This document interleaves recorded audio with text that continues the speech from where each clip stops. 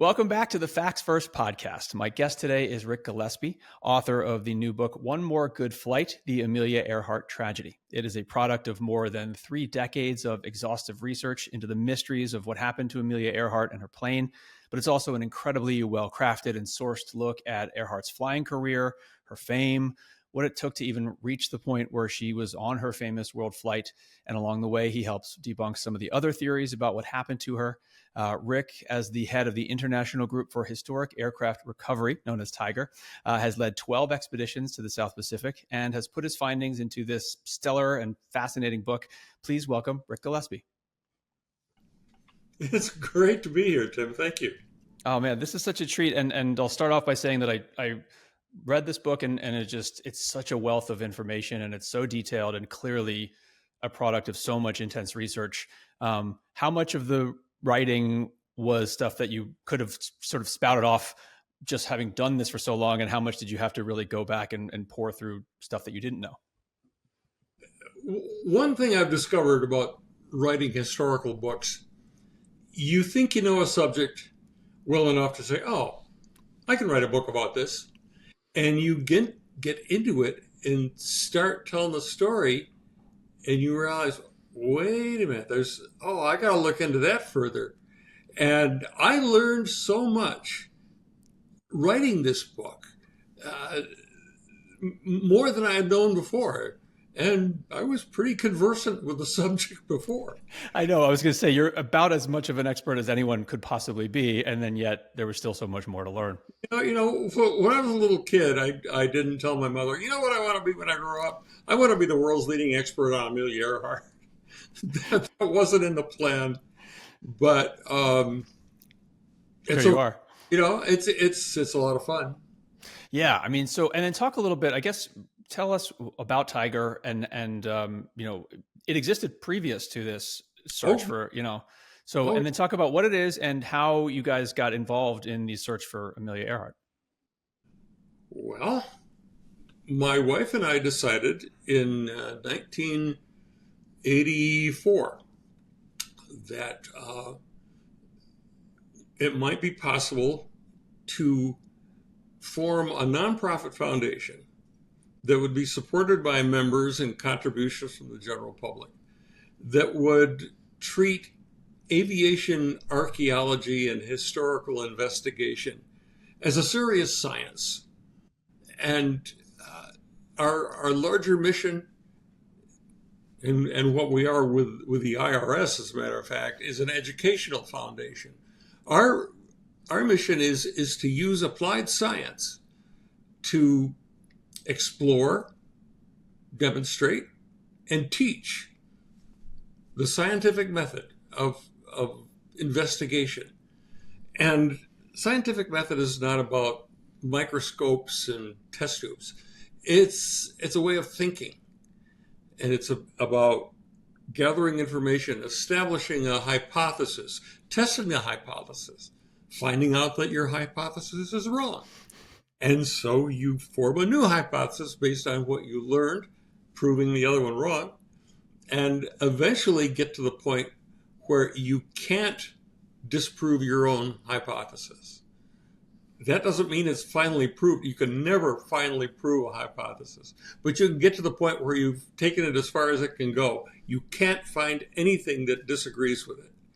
And so you've got proof beyond a reasonable doubt. It's the best you can ever hope for.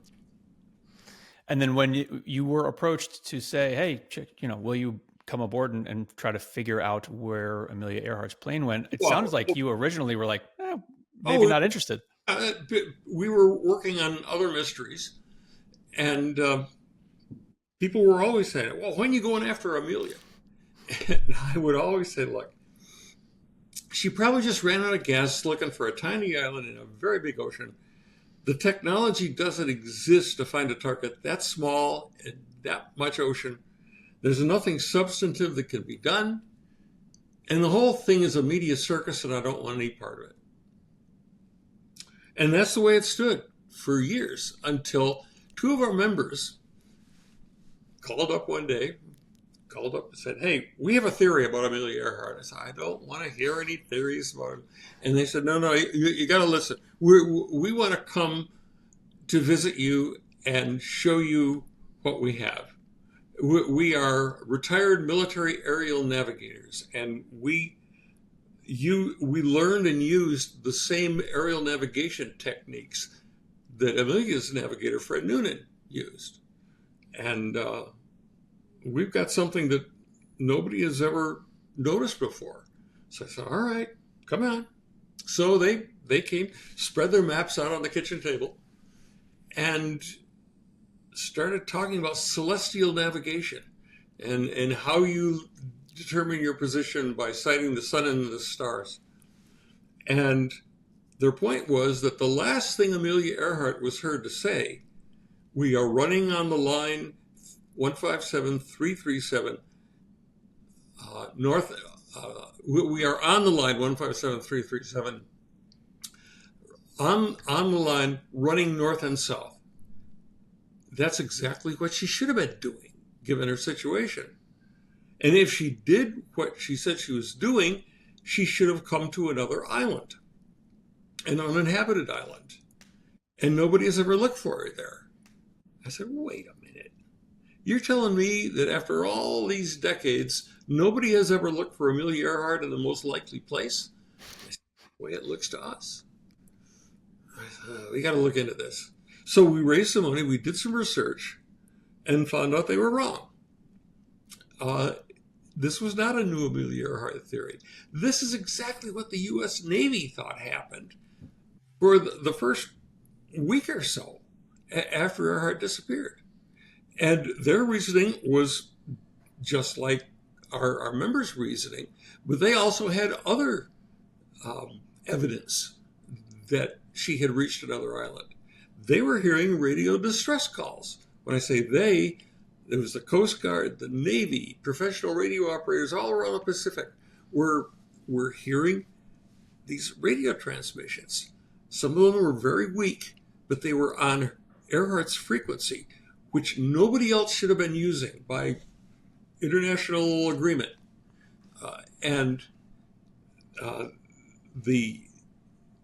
There were also people in the U.S.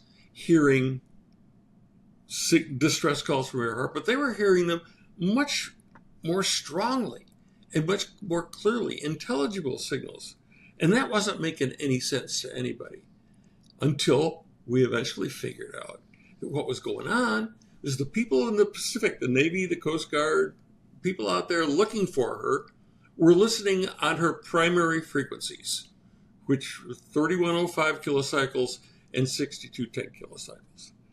And those are not long-range frequencies. So the further you get away from where she was, the more weak the signal was and the less you could understand. But her radio was also putting out signals on harmonics, multiples of those frequencies. And those bounce off the ionosphere and skip, and you can't be sure where they're going to come down. But if you happen to be where they are coming down, you can be halfway around the world and hear her like she was next door.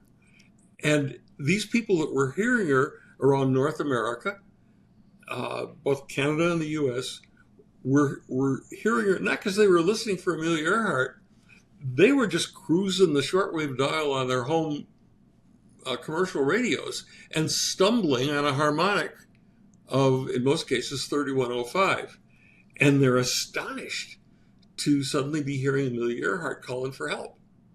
And they try to tell people about it with varying degrees of success. But the government was accepting much of this. And at the same time this is going on, Pan American Airways, who had been flying scheduled passenger service across the Northern Pacific for a year, had radio direction finding stations set up in Oahu, Midway, and Wake atolls. And they were guiding the Pan Am Clippers across the Pacific. But they were hearing these signals too and taking bearings on them. And the bearings are the best bearings, the strongest bearings, are crossing near this little island called Gardner Island. And so the Navy looks at this and said, well, okay, maybe she did go down at sea and she's floating around calling for help. But it goes on night after night that they're hearing these signals. And Lockheed, the airplane manufacturer, says, guys, if you're hearing these signals night after night, she's not in the water because the radios are going to be wet. She's on land. Beyond that, this has been going on long enough. She's got to be recharging that battery. And the only way the battery that the radio depends on, the only way she can do that is to run the right-hand engine of the airplane that has the generator on it. So she's on land and the wheels are down because you can't run the engine if the airplane is on its belly. She has not crashed. She has made a relatively safe landing and she's calling for help. And the only island near where these barriers are crossing is Gardner Island. So the Navy says, she's on Gardner Island. So they send a battleship from Pearl Harbor 2,000 miles to Gardner Island. It takes them a week to get there. And by the time they get there, the signals have stopped. The planes from the Colorado, 3 catapult-launched float planes, fly over Gardner Island on the morning of July 9th, 1 week after she disappeared. And they don't see an airplane. There's a lot of vegetation on the island. There's some sandy beaches, but they're narrow and steeply sloped. There's no place to land, and there's no airplane down there. They do see signs, what they described as signs of recent habitation. But they were under the impression that all of these islands had native work parties harvesting coconuts. What they didn't know is Gardner Island had no such activity since 1892. There should have been no recent sign of habitation. They didn't know that. There's no airplane here. Therefore, all of those radio signals everybody was excited about must have either been hoaxes or misunderstandings of messages sent to Earhart. And they left, and the rest of the Navy's search was conducted in open ocean, looking for floating debris, life raft, found nothing. And in the end, they decided, well, she must have just gone down at sea, sunk without a trace before we could get here. And it's just a tragedy, but that's what happened. We didn't do anything wrong. And that's where it stood. And that's where it still stands with probably most people. It's called the crashed and sank theory. And it's simple. You know, it's like we thought, tiny island, big ocean, limited fuel, plop. But that's not what happened. And there's a lot more evidence of what did happen. Yeah, I will say, even as a reader, my experience was the level to which you stated confidently she was alive. She landed here. I was a little bit kind of, whoa, he's pretty confident in a theory that is very kind of not necessarily accepted by everyone. But by the end of the book, with the level of detail and evidence, and as you said, it's sort of getting to the point where you can't prove otherwise, not that you've proved it. I was fully on board and saying, how could anyone think that this didn't happen this way? I would imagine it's frustrating for you to be able to show this level of research, firsthand accounts. You've been there, all these things, and still and write a definitive work about it, and still have people go, yeah, but maybe not. Well, I've come to understand. You don't do Amelia Earhart for 35 years and not develop a thick skin, okay? I've come to understand that the public in general wants something simple. They want a smoking gun. They desperately want to see a picture of the Earhart airplane on the bottom of the ocean or on land. They don't care where it is, but they want you to show them an airplane. And they don't get into nuance. They don't want to hear other lines of evidence, other things that you've read the book and you understand. And we can't provide them with that. We've tried. Geez, there's nothing I like better. We spent, in 19 91, we spent about $1 million doing a sonar survey around the island looking for airplane, because we had figured out that it had to have landed there and then been washed off the reef. Had landed on the reef and then been washed into the ocean. So it's got to be out there in the ocean. Didn't find anything. We tried again in 2012, $2 million this time. Much better technology. Really covered it. Nothing there. Then in 2019, National Geographic decided they would sponsor Bob Ballard, the guy who found the Titanic, who had decided that based on the evidence that we presented, he says, yeah, she's there. It's got to be there. And I'm Bob Ballard, and I'm going to find it. And Bob, it ain't there. It's gone. But he went there, and I'm not sure how much he spent, but it was more than we had spent. He didn't find it. What happened to the Earhart airplane, the only explanation that makes any sense, given what's been done, is that the airplane was washed off the edge of the reef. It was a rough day, or it wouldn't have been washed off the reef. And on a rough day, that reef edge is the most violent environment you can imagine. There's a 5,000-ton British freighter that went aground there in 1929 and was reduced to just a pile of rusty wreckage. We're talking about a 7,000-pound aluminum eggshell going into that water and being hammered against the side of the, broken up, scattered, and over the decades, more than 80 years, covered over with coral growth, underwater landslides. I've seen them through ROVs. It's gone. But, okay. But people still want that. So when somebody comes along and says, I've got a picture of the Earhart airplane. It happened in, it was 2-3 years ago now that Deep Sea Visions, Tony Romeo, found a sonar image that he decided was an airplane, not only just an airplane, it was Amelia Earhart's airplane. And he put that out there, and the media went nuts over that. And it's finally found, and he's got to go back out there with cameras and capture it. And everybody's holding their breath. And I'm the bad guy. I'm doing the interview saying, it's not her airplane, folks. It really isn't. But he finally got out there and found the pile of rocks that had fooled him. And he had to admit it. Okay, so that was that. Then along comes the Archaeology Legacy Institute and what they're calling the Tighar object. And I got a picture of the wreckage of her airplane. It's right here. I can show it to you on satellite images. And they show the satellite image, and you look at it, and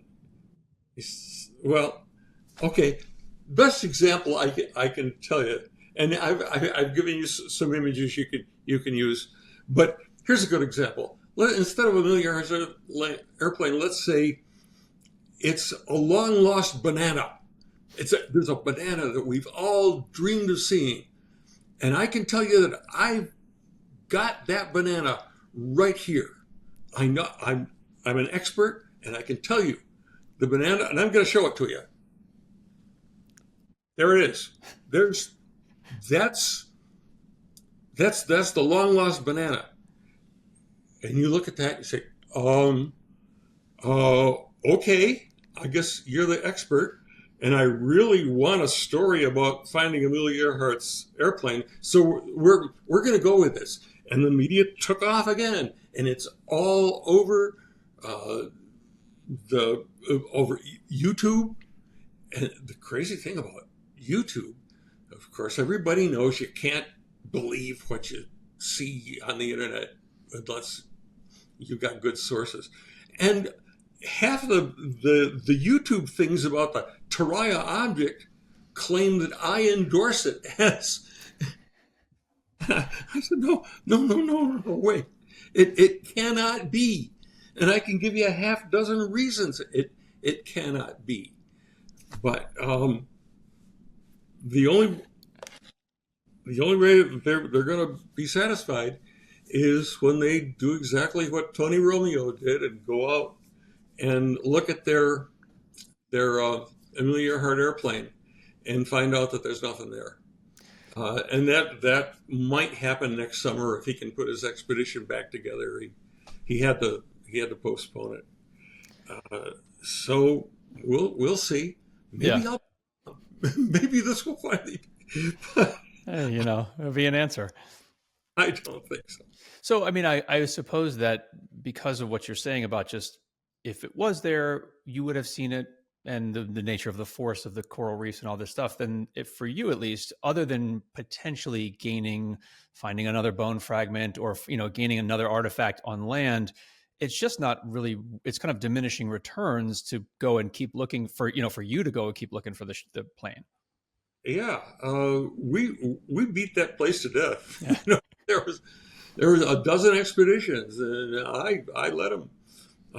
I calculated one time, adding things up, I've got about 6 months on that island of time.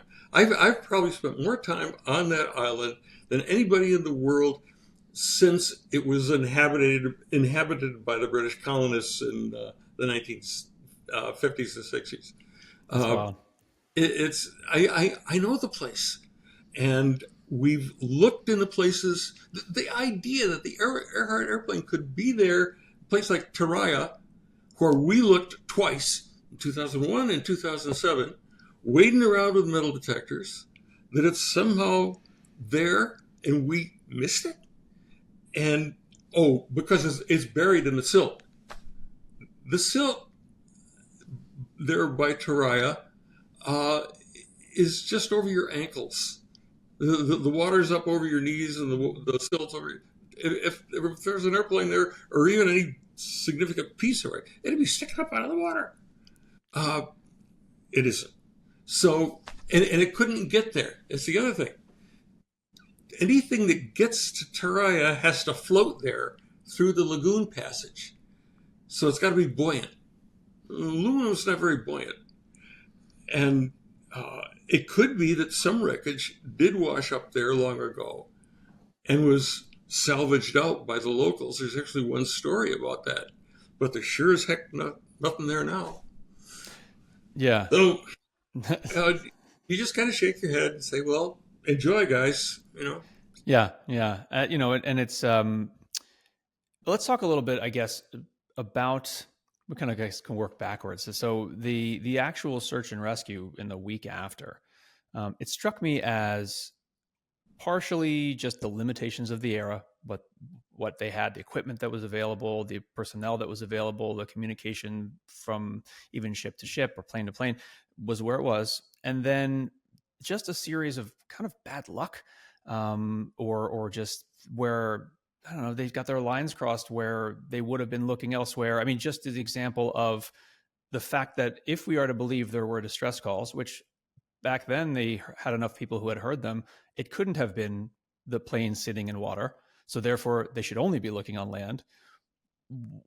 Up the chain of command, somebody should have been saying, hey, forget the water for the moment. Let's focus. Do you think, for starters, would they have found her if they had just been focused on land? Would they have done just a more thorough sweep of Gardner, for example?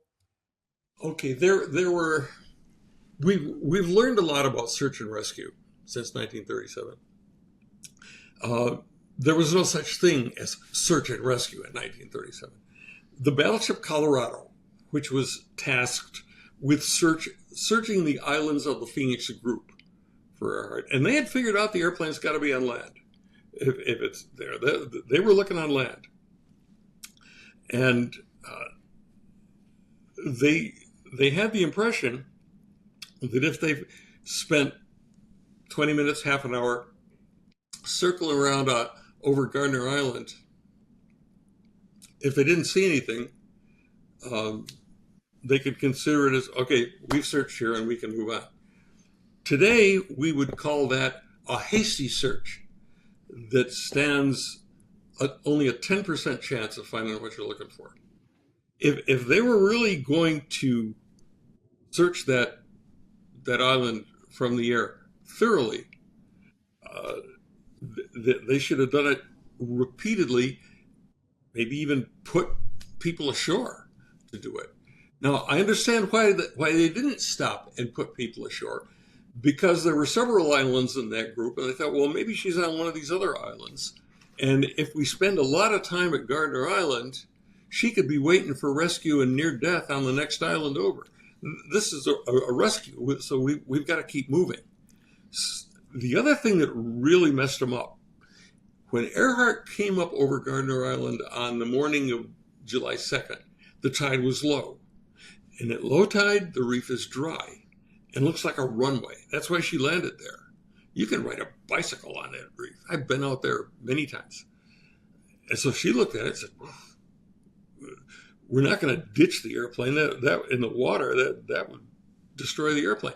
If we can land here and see what's wrong with this damn radio and get in touch with the Coast Guard, they can bring us fuel, and then we can refuel and take off again and fly on up to Howland Island and really refuel and continue our trip.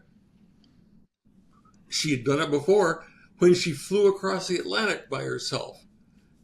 She got lost, ended up someplace she didn't intend to be, Northern Ireland, as a matter of fact, landed safely, and figured out where she was, got some fuel, and continued her trip. She flew on down to the London area. But when the reef was dry on the morning of July 9th, but on the 2nd, but a week later, when the Navy planes came up over Gardner Island, it was high tide. And the guys look down and they don't see anything that looks like a runway. They just see surf running across a reef. You can't land there. They're not looking for an airplane there. And by then the airplane's over the edge and under the surf anyway. They're not going to see it. So they had that going against them. If you really look at it, you look at Earhart's conduct in making her world flight, which she never should have tried in the first place. She was way over her head to begin with. Her disappearance, her failure to find Howland Island, was almost entirely her own fault. It was hubris, negligence, laziness. She didn't learn absolutely essential skills that she needed to have and knew she needed to have them. She was trying to find Howland Island with a radio direction finder she had never been able to get to work. She had tried the day before on a test flight in Papua New Guinea, couldn't get it to work, made excuses for it. And there wasn't anything wrong with the direction finder. It's just she didn't understand its frequency limitations. It couldn't take a bearing on a signal higher than 1,500 kilocycles. And she was telling the Coast Guard to send her signals on 7,500 kilocycles. Yeah, she could hear the signal okay, but she couldn't get a bearing on it because it was beyond the capabilities of her radio. So it's all on her that she disappeared. Yeah. The fact that she wasn't rescued is all on the Navy and Coast Guard. They really blew it and made some big mistakes, making assumptions. All those signals had to be bogus, even though they themselves had decided they were genuine. But it was more when they couldn't find her. It's just more convenient to say, well, we didn't do anything wrong, and she just crashed and sank. One of the most interesting things I found in writing the book is that, for many years, there's always been a thought that there was some kind of government cover-up, that the government really knew something. Well, that's right. There really was a government cover-up, but it wasn't the one people think there was. What happened was Earhart's conduct during her last flight was so egregious that the captain of the Coast Guard cutter Itasca, whose job it was to help guide her to Howland Island, he looks at this and says, we tried our best, and the woman was just so screwed up. And now the most famous woman aviator in the world has disappeared on my watch, and I'm not gonna take the blame for this. So he wrote up his after-action report and just totally trashed Earhart. And she did this, and she did this, and she wouldn't do this, and he was mostly right. And he gives that report to his boss. At that time, the Coast Guard was under the Department of Treasury. So his boss was the Secretary of the Treasury, Henry Morgenthau. And Morgenthau looks at this report and says, oh, God, I had no idea. Well, Amelia Earhart's technical advisor, Paul Mantz, didn't buy the crash and sank theory either. He thought, no, they were hearing these radio calls. I bet she's on one of those islands. Maybe they're in the Phoenix group. Maybe even Gardner. He even mentioned Gardner Island. And so he said, I want to know more about what happened out there. So he knew that Amelia had a good, close relationship with the First Lady, Eleanor Roosevelt. So Paul Mantz called Eleanor Roosevelt and explained, like, I'd really like to have these things, these records, so that I can look into it some more. So Eleanor had her secretary, whose name was Tommy, she was a female, her name was Tommy, to call Secretary Morgenthau and ask him to send Paul Mantz this report. And the call arrived at the Treasury Department at a time when Morgenthau was having a staff meeting about something totally unrelated. But all those staff meetings were recorded by a stenographer. There's notes for all of it. And when the phone rang, the stenographer kept going. So we have a complete account of Morgenthau's end of that conversation with Eleanor's secretary. And what he's saying is, oh, Tommy, we can't release that report. If we release that report, Amelia Earhart's reputation will be ruined. And you know how closely her name is associated with the Roosevelt administration, and the president's already taken all kinds of heat for the money spent on that failed search at the height of the Great Depression. And now you're going to put in something that says that they were looking for somebody that was just grossly incompetent. And we've got an election coming up. We can't do this. And Eleanor understood politics. She said, okay, well, send him something that'll make him happy. So what Morgenthau did is send him the radio logs, but not the captain's report. And Mantz was okay with that. And that report, it was covered up. And that stayed covered up until the 1980s, by which time Earhart's book that was supposed to be called World Flight, but then ended up being called Last Flight, edited by her husband, George Putnam, that got published, and of course painted her as the great aviator that mysteriously disappeared. And then after the war, Putnam wrote his own book called Soaring Wings, a biography of his deceased wife, that again pumped her up. So by the 1980s, Earhart was already established as this outsized icon, aviation pioneer, which she never was. And consequently, we live with that today. And I will say that iconic image, false as it may be, has done tremendous good inspiring young people to, Absolutely. you know, it's kind of ironic. And there's no better legacy for her, because that's what she really wanted. She wanted to have an impact on young people, especially young women, to get into engineering and aviation and not just find a husband and become a housewife. Yeah, and you know, that's a great time to pivot a little bit to continue talking about her as both a person and an aviator. And I just was remembering that you said that she accepted a position to be doing teaching at Purdue part-time. And then like even before she started, enrollment or applications went up, I think 50% for women, like to Purdue immediately. As soon as the word got out, oh, Amelia Earhart's going to be here. Boom. And she was constantly, she was coming in defense of other women. And she was a huge, even, obviously we talk about her legacy as a pioneering aviator and how important she was to the women's movement. But even at the time, she was already considered to be such a pioneer, both in the air and for women.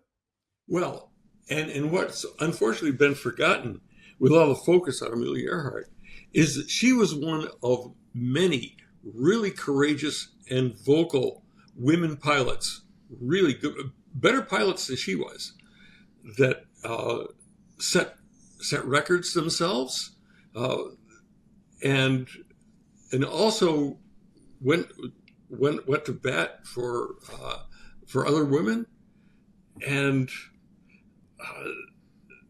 but their accomplishments have largely been forgotten.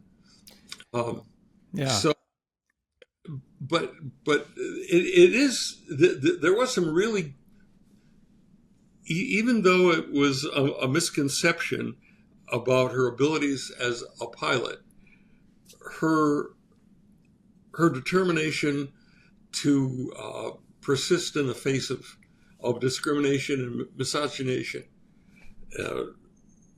really did a lot of good, and that's the real Amelia Earhart we should be remembering. Yeah, it's an interesting mix. I was struck by, and I also flashed to your story at the beginning of her first transatlantic flight. She actually was almost cast in the role because there was a richer woman who was supposed to go on it, and her family said, "You can't go on this plane." And so they said, "Find me somebody who looks like this and has this background, smart, not too smart, whatever the thing is." And then she did this flight, but also was a passenger. She wasn't flying the plane. But then that's what started it all. Yeah, and that was. And it bothered Amelia too, because here she was. There were other very famous women pilots at the time, but Amelia was suddenly right there among them without having done anything flying. The one thing she did was have the courage to say, "Yeah, I'll ride along." And it took a lot of courage. I mean, that was a very dangerous thing to do. Others had died trying, many, but that was the way she approached her whole flying career. She substituted. Eleanor Smith, one of the great women pilots and a good friend of hers, said that, and it's in the book too. She commented that Amelia substituted, how did she put it? Something about it substituted insane bravery for skill.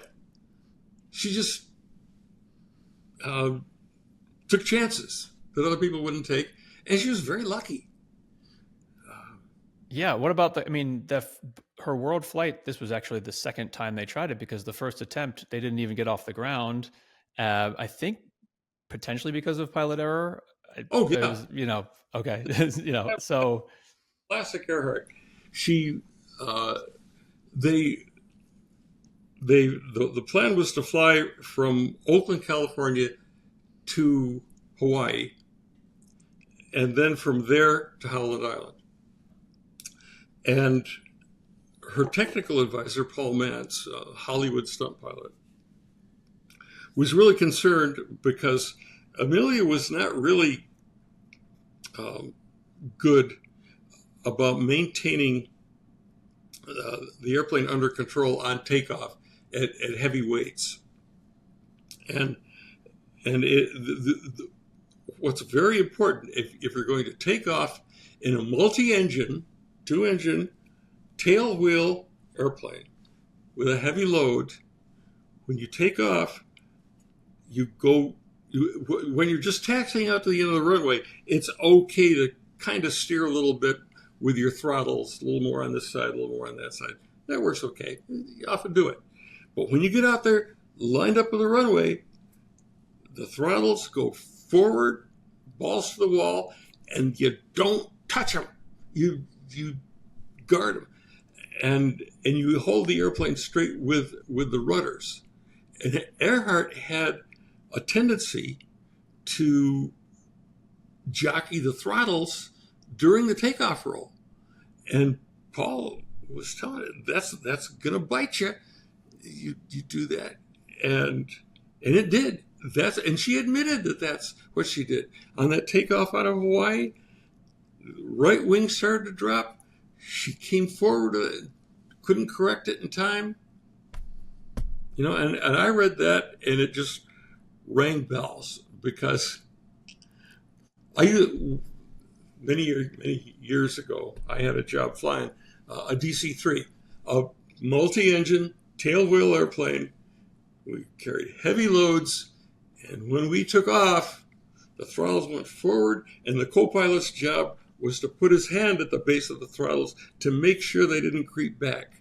You don't touch those throttles. But that's what bit Earhart on that one.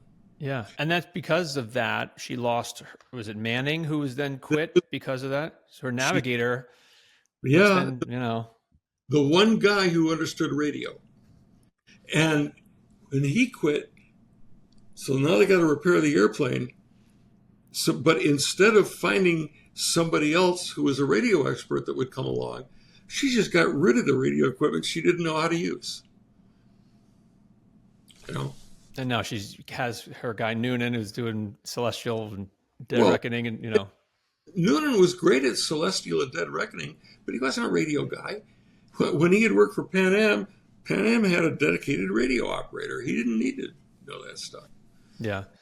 So yeah, and it was interesting also thinking about in her rise and in the lead up to the world flight and her many flights. First, how much hustling and deal making and all this was involved in just getting a plane and getting sponsorships that she and her husband were, and her husband especially seems like were great at this shuffle of getting money from this to pay this guy and getting this brand, and just to put together what nowadays would probably be just a one-off. Do you have the money? Get it.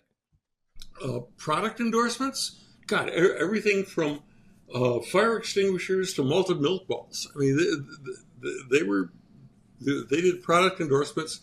They made Michael Jordan look like a piker. I mean, she kind of invented that. And Putnam was the most skillful promoter and flim-flam man since, I don't know, Ripley's Believe It or Not. Yeah, I was going to say Barnum and Bailey, or but okay, the whole world flight thing. So it's 1935, and Earhart she's flown the Atlantic now, solo. She's flown from Hawaii back to Oakland, and she flew to Mexico City, and the Mexico City Theater, setting some records there. But now she's pretty much out of records she can set with the airplane she has, a single-engine Lockheed Vega. And it's becoming quite obsolete. The records are being set with big multi-engine, all-metal airplanes. And there's no way they can scrounge the money to do that. And so she had pretty much decided that, well, I guess I'm out of the long-distance flying business, and Paul Manson and I are just going to start a flight school and charter service, and we'll just do that. But then the deal with Purdue came up, and the President Elliott at Purdue just fell in love with her because of what he could do with it, and it's for the school. And Putnam saw this and said, wait a minute, Purdue has an aviation research foundation. So he pitched the idea to Elliott. And this is not Amelia. This is Putnam pitching the idea to Purdue that if Purdue puts up the money to buy a new airplane for Amelia, Amelia would be able to do these high altitude test flights and scientific flights, which is just what Purdue is looking for. And then and part of his proposal was, and then maybe after she's done all that stuff, just a kind of a grand finale, maybe we'll do something like, I don't know, fly around the world after all of that's done. And boy, Elliott bought it. And he says, yeah, that's good. And he pitched that. But this was all a bait and switch, because what Putnam wanted to do all the time was the world flight, because scientific test flights cost money. World flights with media contracts make money. So he gradually switched the whole thing around. Yeah, let's maybe do the world flight first. And he sold him on that idea. And that's how the world flight came about. And of course, that's not what the myth says. But she strikes me, there's almost a modern sensibility to the way she operated, in that there's parallels almost to modern day social media influencers and people who are very openly going after being famous, doing what they do. Some people are just trying to be famous, but then there are people who are skilled at something and are putting equal attention into, and I want to be the one who's known for this. Obviously all these endorsements, and was very happy being the face of female aviators. I was even struck she had made a deal during the world flight to be essentially blogging it, was writing each day to be part of a book later. And it was essentially a live blog in the 1930s, which is obviously well predates this era. Exactly. There was an interesting, she felt almost modern to me. That's a very good point. And it's right. Yeah, the deal was the Herald Tribune gave him a $10,000 contract for Earhart at each stop on her way around the world. She would write up a travelogue of her adventures and the exotic places and people she'd met. And she would, in most cases, she would phone it in. Believe it or not, in 1937, you could make a phone call from most places in the world back to New York. And she would dictate this, and it would appear the next day under a byline that said, by telephone from Amelia Earhart. And it was basically social media. Yeah. Amazing. But then after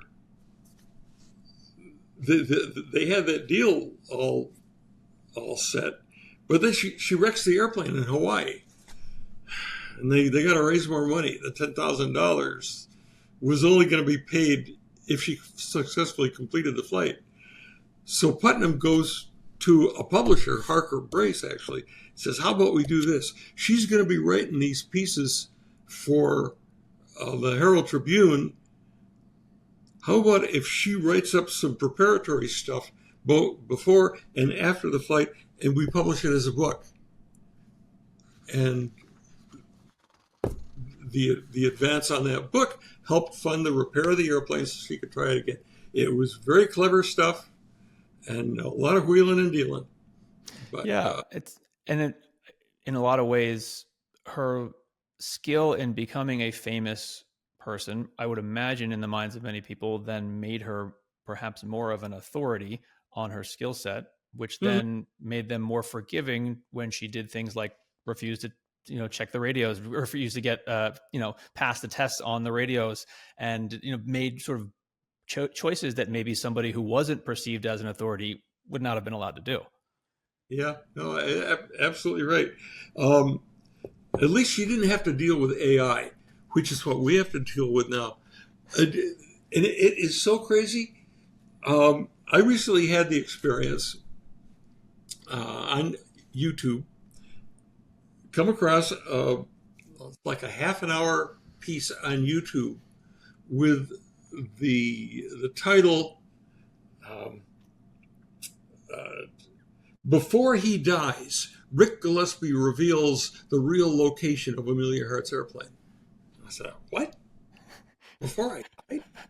What do you know that I don't know? Yeah. So, geez. I kind of feel fine, guys. And then I look at it, and what they did, uh, I think the way it probably works, and I'm guessing, but you go to AI and you say, yeah, I want to produce something that's going to really get people to click. So, what do people really like? Oh, they like stories about celebrities, like Amelia Earhart. Okay, and and and and even minor celebrities like this guy Ric Gillespie.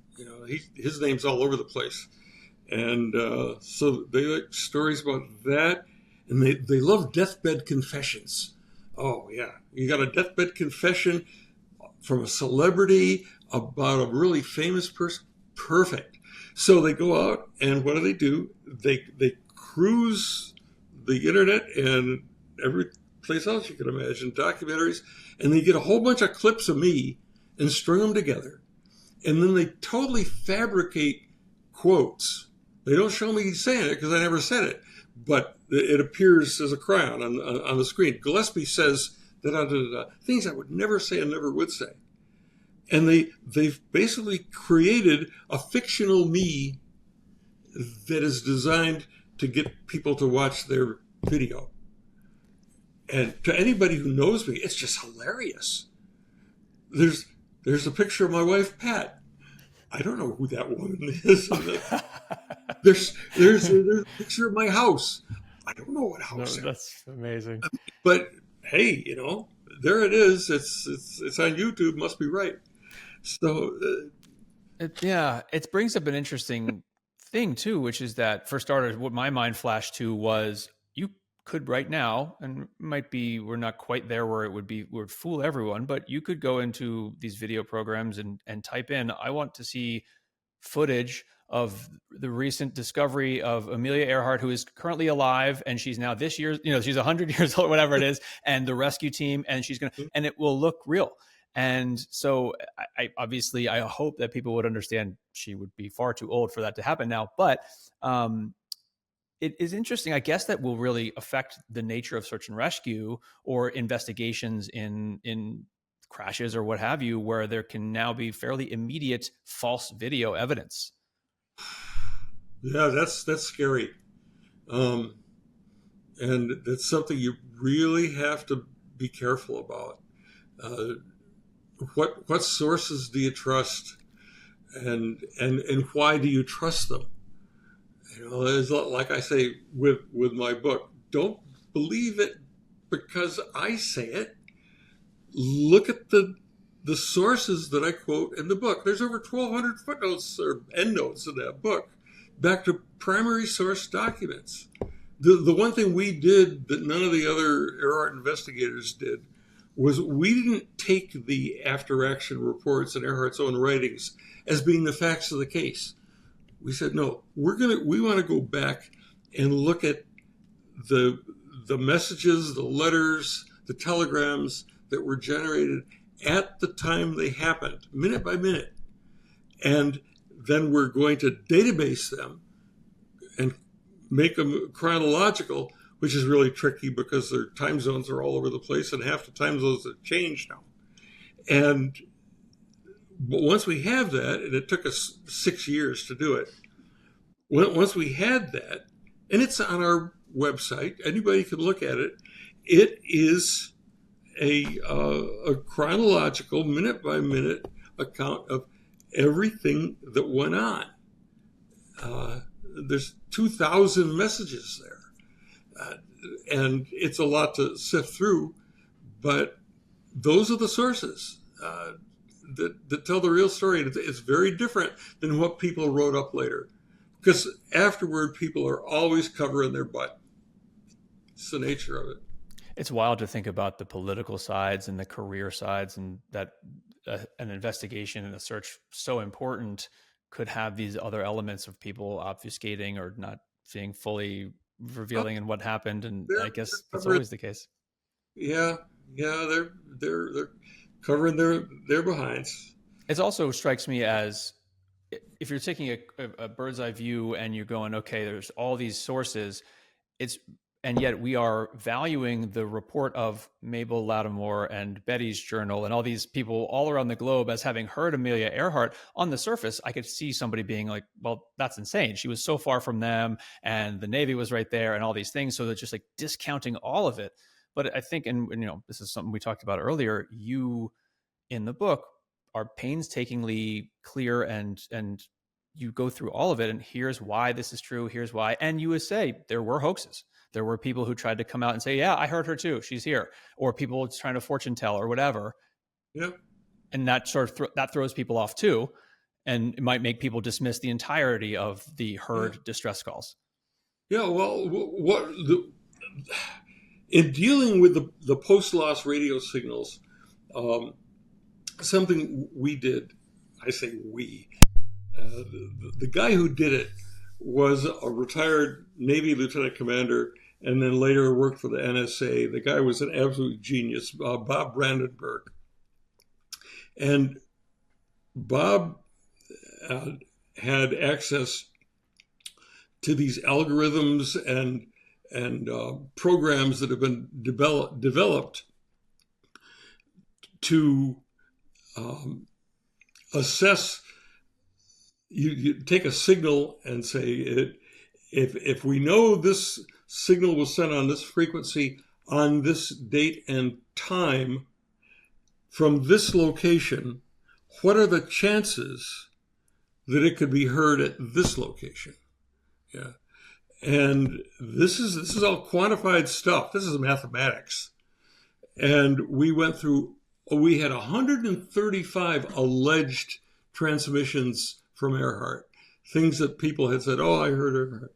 And of those 135, we found 57 that we couldn't find an explanation for if they were not sent from her radio with her antenna system from Gardner Island.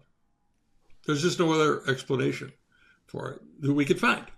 Right. So, but that's the way we approached that.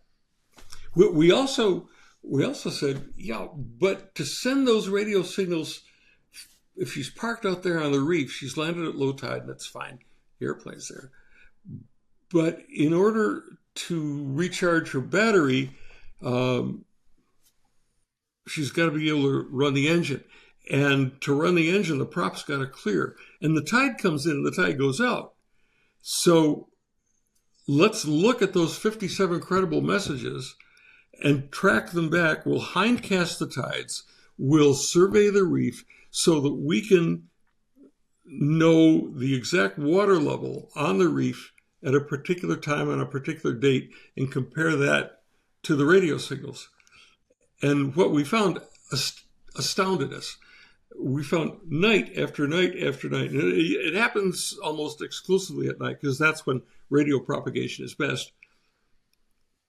When the water level is low enough for the prop to clear, you get credible signals. As soon as the tide comes in, and now that the prop might be touching that water, you can't have that prop hitting the water at all. The signals stop. Yeah. And then they go again.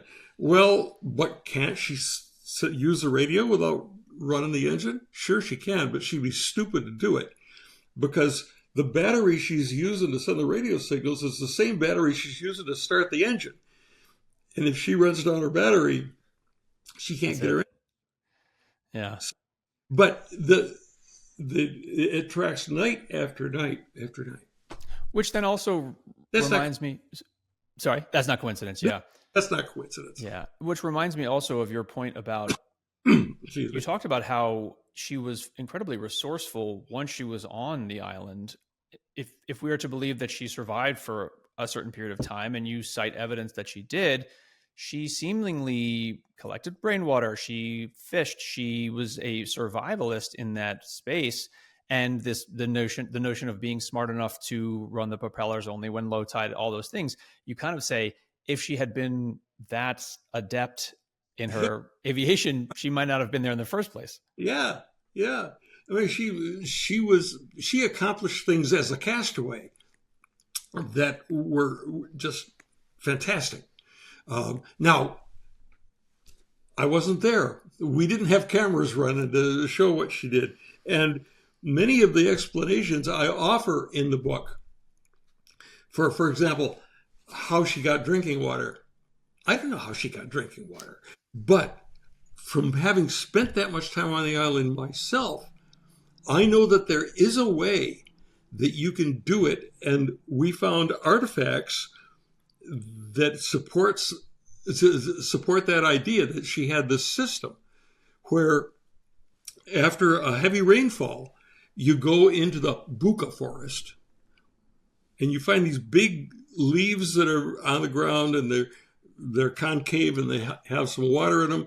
And the tree bowl, the roots have bowls that also have as much as a cup of water in them. And you have a little bottle, and you get this bottle and you put it in a bigger bottle.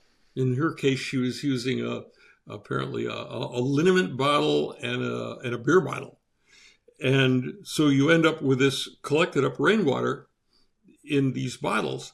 And then you have a little fire. And you hold your bottles upright in the fire with a piece of copper wire you've salvaged and twisted so that you can. And we found the wire, we found the bottles, and you purify the water by boiling it.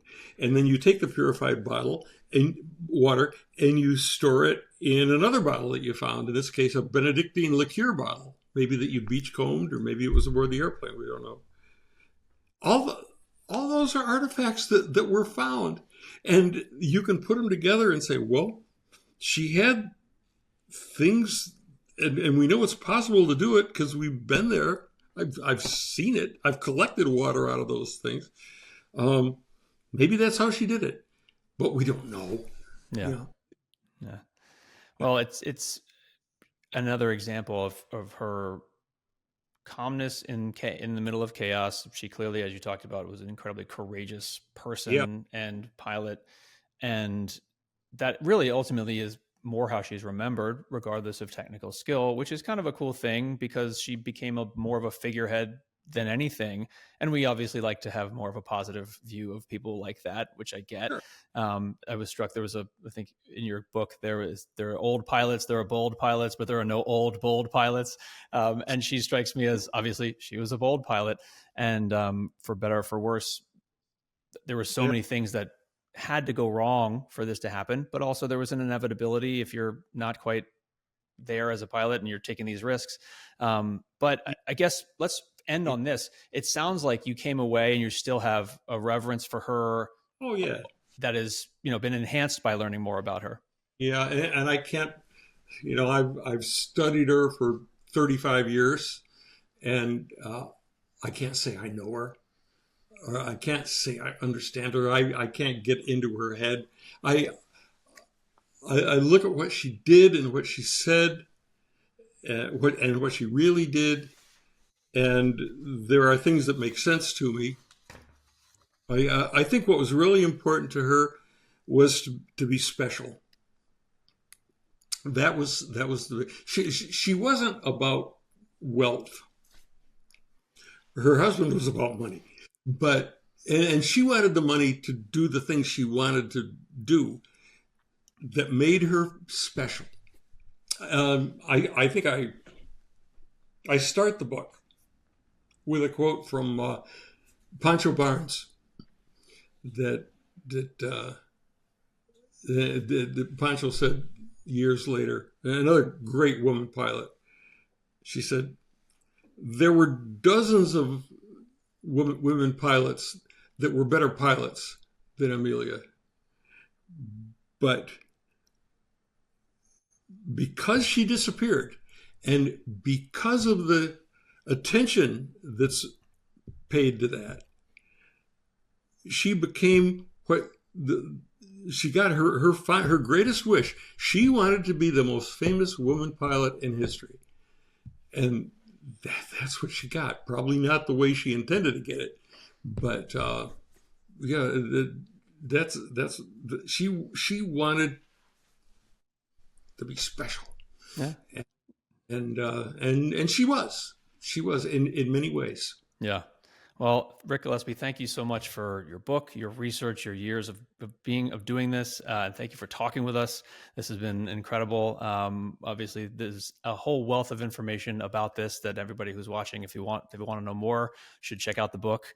You can really get lost in this tale, both before and after the disappearance. And so we highly recommend that. And thank you for being here. I've enjoyed it greatly. Thank you, Tim. Thank you so much.